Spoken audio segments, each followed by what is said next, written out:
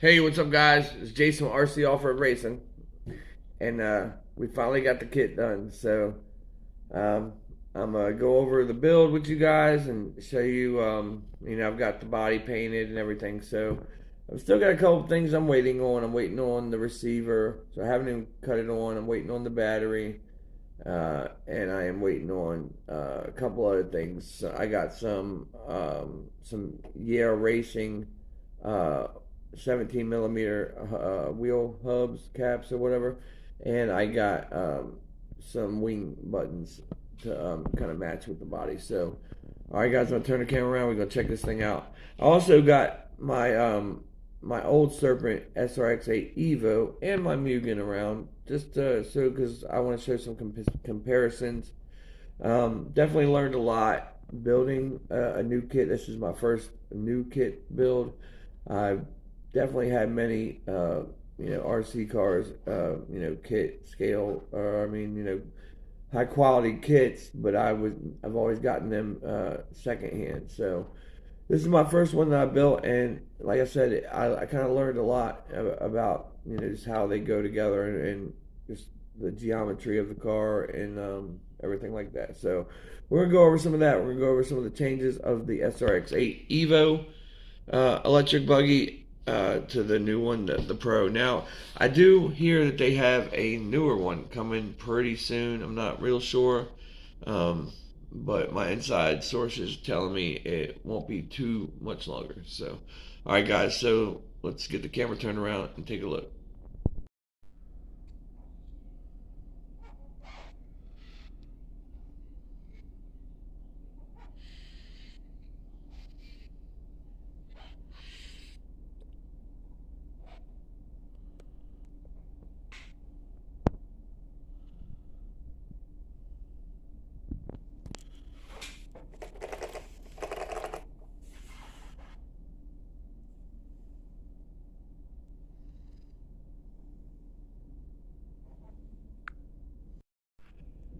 All right, guys. So there it is. I have my Serpent Evo sitting beside it, and it's in a pretty much rebuilt state. There's a couple things that would need to be, you know, real competitive again and be in its prime, and that's a chassis. As you see, that's really worn out. I mean, it still works. The little screws there, they do stop the chassis, but every race day it's a little bit more worn, so you have to adjust it. And so I think I'm gonna get a new chassis for this. Like I said, just kind of keep this as a backup, kind of maybe run practice, just for a short while at least, until I get this thing a little more dirty, at least for the first time, because I definitely don't want to get this thing worn out real quick. So I'll use this to kind of help keep that going for me. So let me take the bodies off. This one, like I said, was pretty much rebuilt with the exception of the chassis and the drivetrain, because I did that not too far before that. But this one, all I would really need, as far as the kit parts of it, the motor there is fine, but you can see it's got the thing holding it together. Some people probably would not be too happy about that, but anyway, this one just would need the gearboxes, this thing right here, the center drive line, the input cups for front and rear. The differential cups could probably be replaced, but they're not in bad shape. But also the center axles. So that and the new chassis and some diff boxes, and this thing would be in pretty much top shape. All right, so let's get the body off this and get to talking about this build. I got Velcro on the front and back of this one. I probably wouldn't even need to use body pins. I'm considering shoe gooing it, or maybe using what I used for this one here, which was just the I'm trying to think, it's that what do they call it? Flex Seal. Yeah, and it hasn't done bad. This body's held up pretty well. These holes I put in here, I ended up making them a little too big, and it took an impact and kind of broke off. But aside from that, this body, being I got it used, it's held up really well. So, you know, the bodies are really tight to the chassis, so you don't, you know, there's not a whole, you know, it's got support everywhere, essentially. All right, so let's take a look. I essentially built the same buggy right now. This one's got a servo that I don't particularly like, and it's not a bad servo. It's, you know, a high-end servo. It's a BK. It's like a $100 servo. Pretty typical mount I put into a servo. But this one is actually designed for a helicopter tail rotor, so it's got super fast speed, but you can't hardly even hear it. It's like it moves so freely. It just does not have the torque. I think it's probably somewhere around the 15 to 17 kg. I think 250, something like that, ounce inches. All right. So this battery, I will likely run that in this sometimes. You can see right now I have the 2S shorties because this will mimic the size of the 4S shorty that I have coming for it.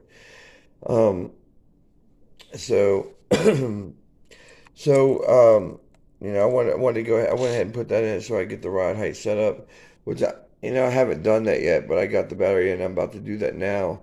But all right, so let's go over a few things that I've done to modify this, putting it together to make it a little bit, you know, just because I've been running the Serpents for a while, so I kind of know where they have issues or, you know, the issues I've had and things to do. I did the first thing. I turned, you know, on this one, the ESC is flipped around the other way where the motor soldering post are on the inside. And it doesn't work as well that way. I should have switched it around, but it's been like that for so long, I'm just going to leave it. One thing that I do like, because most other people I know that have Serpents, they'll mount their on-off switch here. But then if you have to do a pinion change or for any reason take the motor out, you have to remove that. So I've mounted my on-off button here on the side of the ESC. It would be hard for any marshal to find or something, say it were to cut off, but where it's at, there's not enough flex for anything to hit it. There's no chance of it getting hit and turned off. If your motor cuts off, you have an overheating issue or something else, it's not going to be the location. So I went with the same thing on this one. This one, I took my time soldering it up. I think it looks really good. I used black wires, which it came with all these same color wires. I took the black wire. See, they have a black and a red for the power. And then they have yellow, orange, and blue for the motor. And I took one of the black power wires, cut it in half to use for these two longer ones. And then I found a shorter piece of the same, I think it's 12 gauge wire for this last one. And then for this, I used the blue motor wire and just cut it directly in half. And it was like, in my opinion, a perfect length. You don't want them too far coming. I mean, you got to do what you got to do, depending on what buggy you run, how long they may need to be. But cutting the one blue wire in half worked out perfect for this. So, and then I run because I don't run straight bullets from the ESC because batteries come in variations, and I'm always looking for the best discount or the best deal for the best type battery. Not that I get real cheap batteries, but some of the higher ends, some of them have bullets, some of them don't. The one I have coming does not have bullets, so it will not have these. But these I have for this battery, which I have the red and black wire, one with the yellow. But being that I've gone with the black plugs here, I went ahead and just did black wires with a positive red and I really try really hard to get the solder look so smooth. That's like a really nice looking solder ball. I mean, I think that's really good. Some people might say it's excessive solder because I'll see a lot of people's stuff where the wires will just kind of be tinned and then it'll be sitting on top. You won't see a ball of solder around it, you know, connect. But I feel like that's going to hold it extra well. And I did the same on the motor tabs. They all look really solid. I decided to use heat shrink around this just to make it look real clean. I had the short sensor wire, so it hooked up good. Right now I got the Savox servo, which is a fine servo. I just replaced the case. That's why it kind of looks brand new. But it's not a brand new servo. It's 2 seasons old and it still works well.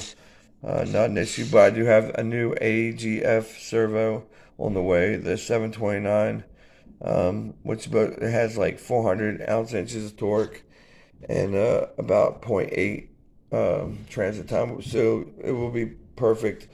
You know, that's kind of what the JX servos I got claimed about that power, and they did not produce the power. The speed was there, but the power wasn't there, and the durability wasn't there. So they were about $70, and it came from China. It took about 2 weeks. Actually, I think I found them in America, but usually if you're going to get those servos, they're going to come from China. So $70 versus I think I paid $90 plus tax or whatever for the AGF. And look into those servos. Just type it in on YouTube. They are very high quality servos.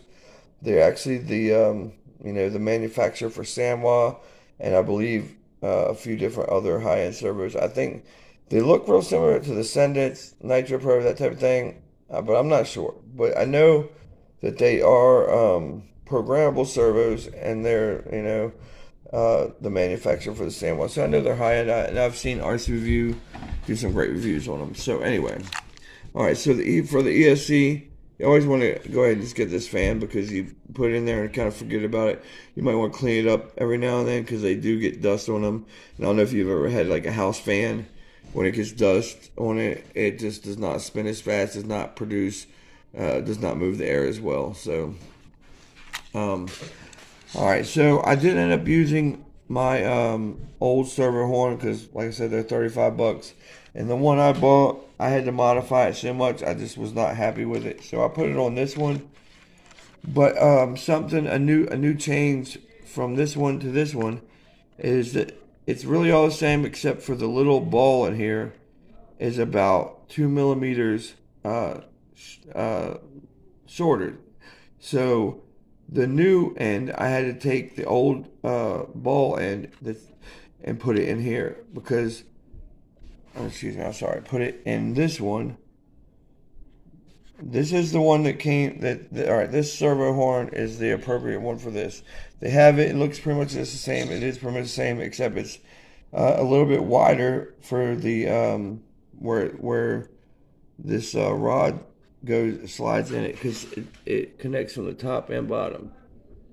On the new one, it had a wider metal, ball grommet or whatever. So I had to replace it with the other one to get it switched over.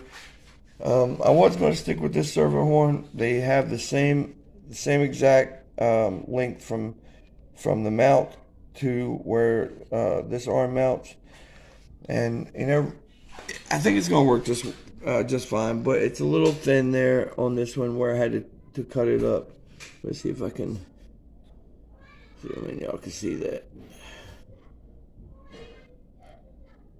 So yeah, I kind of had to cut it because it was so thick in this area that I couldn't get this underneath of it. And so yeah, I took a Dremel and just kind of cut away at it.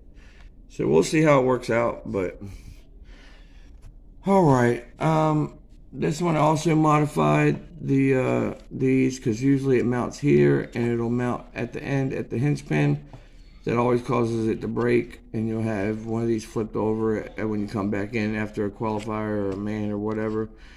So that's one main thing that I need to modify. So now I just have 2 bolts or 2 screws that bolt it solidly to the arm, so there's no movement on it that would cause the hole to break.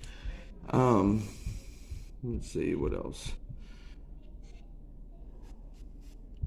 Now the steering is different on this one, That's a big one of the bigger changes on this. I haven't, there wasn't too many things I noticed.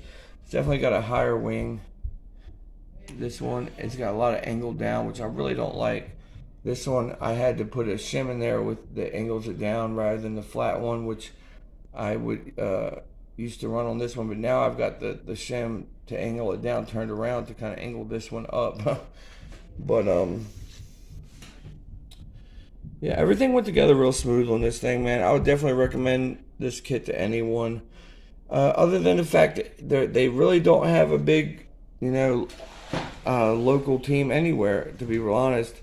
Serpent, they make great cars, but they just don't really support the off-road 8-scale side of it. Like, Billy Easton was, the producer of this thing, and he was, a pretty good driver from what I understand.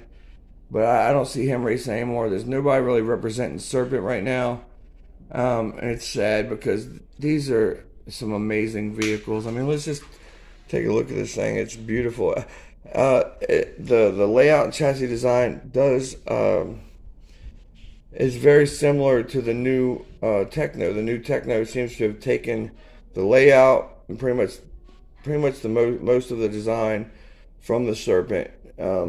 Because this Evo was around way before the 2.0, and the 2.0 is the only Techno that is remotely like this. And if you notice, these basically are the same identical layout. There's a little bit of different steering geometry, maybe some different holes on the A-arms. The shock tower has the same holes. Ain't a whole lot changed on it. I think the differentials, they say they're high volume diffs, high traction, high different, or HTD, whatever that means, but and the higher rear wing. Aside from that, the differences are minor. And they're just great cars, man. So I know I hardly ever broke this one. So the spare parts I'll need to keep will be kind of minimal. I'll keep front air arms for sure. I have plenty of sets of back air arms because I usually buy a set of all four. And usually it's only the front A arms. But a couple things you do gotta watch for. Sometimes the battery tray here will bust out. If you hit something hard in the front, it'll break it out, and then after that, it will call. If you don't repair it and you keep running it, you're likely to break these the steering post. So I've had my buddy Donnie break this part here once or twice. One time he just tried to jump up the side of the track that went up onto a landing, but there was a bunch of rocks and he hit it. So it's kind of a freak accident type thing, but these are definitely solid built cars. Definitely would recommend it to anybody who wants to have the best built car, but you're going to have to either have a group of people but basically just make sure to have your own stock of parts. Alright guys, so enough technical stuff about all this. It looks awesome. The body, I painted it orange, backed it with black. It kind of gives it like I don't know, a look I like. I also do the windows with black so that it looks kind of tinted. I've gone through I put a couple stickers on here and I'm taking them off, because I'm kind of looking for wanting a factory look. I don't want it to look too, modified, blah, blah, blah. I just want it to look kind of like stock factory kind of look. I think I've kind of achieved it. I mean, I don't know, it looks really good. Oh, these tires, man, these are some really nice tires. I'm really excited to try these out. These are GRP X Cubics, and boy are they soft. Oh my goodness, the foam feels good. It's hard. It's hard enough, but it feels soft. Of course, after they break in, it'll be better probably. But we got the G3 1900 kV. Got the pinion mesh set perfectly. I use ProTech pinions. I bought a 15 and a 16. Sometimes on tighter tracks, I like the 15, especially if or even if it's a summer hot, in the hot summer heat. They like to heat up real good on some of these tracks around here. So you can go down a 2 size on your pinion, and that'll kind of help mitigate that a bit. Yeah, I haven't ran this thing at all. Still got to break it in. So just waiting on the receiver.